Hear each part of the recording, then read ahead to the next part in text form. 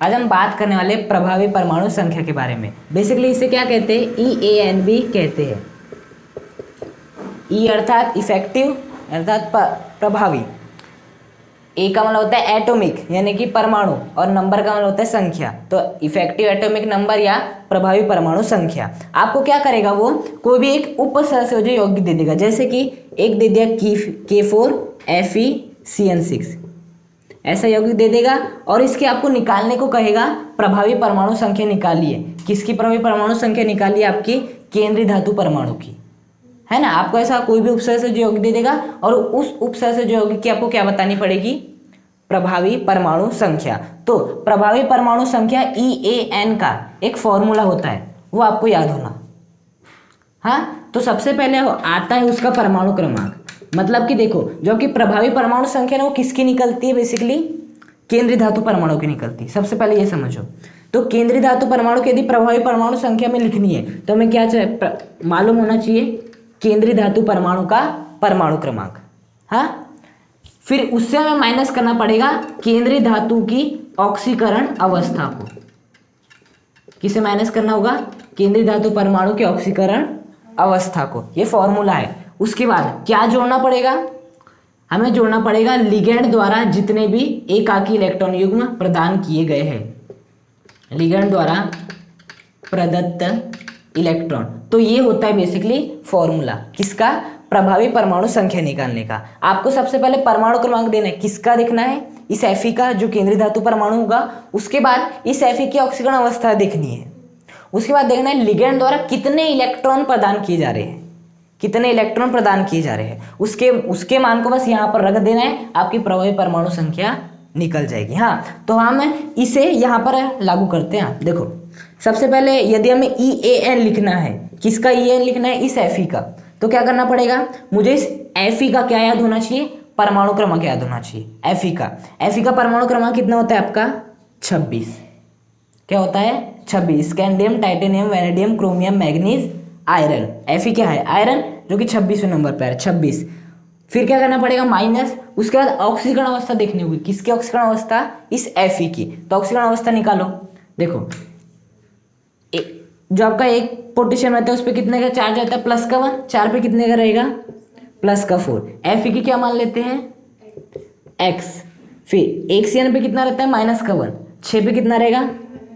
-6। संपूर्ण पे कोई आवेश नहीं है तो इसको किसके बराबर कर देंगे? 0 के बराबर। तो यहाँ से क्या हो जाएगा? x - 2 बराबर 0।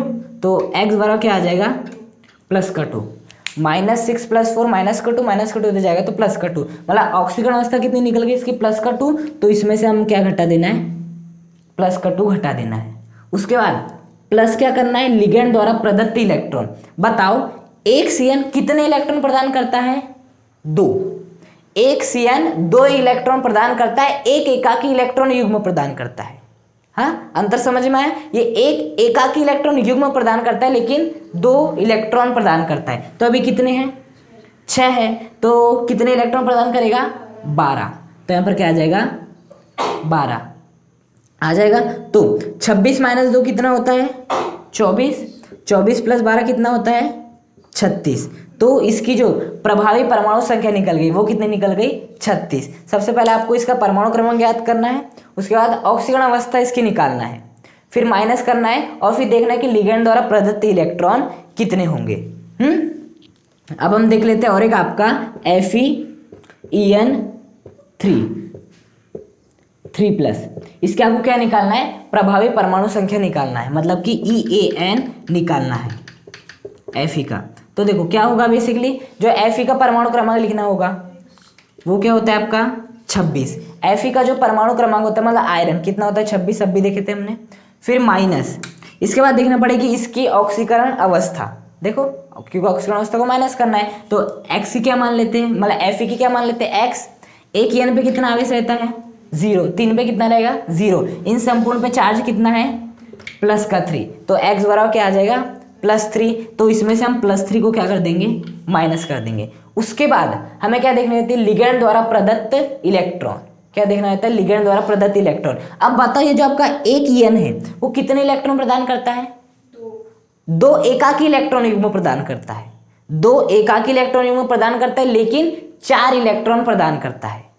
कितने इलेक्ट्रॉन प्रदान करता है? 4 इलेक्ट्रॉन प्रदान करता है। देखो बेसिकली जो आपका En होता है उसका फॉर्मूला क्या होता है? NH2 CH2 CH2 NH2 होता है। तो इसमें बेसिकली 2 एकाकी इलेक्ट्रॉन युग्म होते हैं। पहला एकाकी इलेक्ट्रॉन युग्म ये, दूसरा एकाकी इलेक्ट्रॉन युग्म ये। तो इसके पास कितने एकाकी इलेक्ट्रॉन युग्म होते हैं? 2 एकाकी इलेक्ट्रॉन युग्म होते हैं। लेकिन देखो इलेक्ट्रॉन कितने इसके पास? 4, क्योंकि ए युग्म कब बनता है? जब 2 लोग मिलते हैं, है ना, जोड़ा बेसिकली। तो यहाँ पर 2 एकाकी इलेक्ट्रॉन युग्म है तो एक एन के पास कितने इलेक्ट्रॉन हो गए? 4। तो 3 के पास कितने होंगे? 12। तो यहाँ पे क्या कर देंगे? प्लस का 12। तो 26 माइनस 3 कितना होता है? 23। 23 प्लस 12 कितना होता है? 35। तो इसकी प्रभावी परमाणु संख्या कितनी आ जाएगी आपकी? 35 आ जाएगी। तो बस आपको इसी फॉर्मूले का उपयोग करते हुए निकालना है। परमाणु क्रमांक किसका देखना है? केंद्रीय धातु परमाणु का। ऑक्सीकरण अवस्था किसकी देखनी है? केंद्रीय धातु परमाणु की। और लिगैंड द्वारा इलेक्ट्रॉन किसे प्रदान किए जाते हैं? केंद्रीय धातु परमाणु को। तो वो देखना है। एकाकी इलेक्ट्रॉन युग्म नहीं, केवल इलेक्ट्रॉन।